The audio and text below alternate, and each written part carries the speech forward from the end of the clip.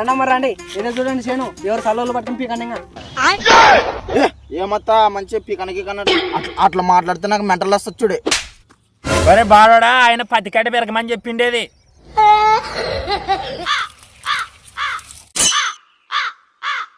వత్తా ఏమరే చేను ఒప్పుకునేది ఒట్టుగా కూలే. ఏమోరే అడగలేదు, చేను మంచి వస్తే అడుగుదాంలే.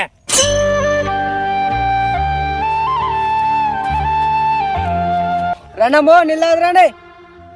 వస్తున్నానులే నువ్వు రాండి రా, నీళ్ళు అవద్దాము. అత్త మాకు దోపితలే, నువ్వే దాగరా పోతా. ఎట్టమే ఎలా అయిపోతుందా చేను?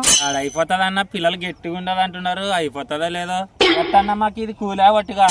ఒట్టిగా తీసుకున్నామ్మా, యాదో ఒట్టిగా తీసుకుని అయిపోతే యాదో ఇత్తనమని వేసుకుంటాను. మన అందరు ఇత్తనాలు వేసినారు.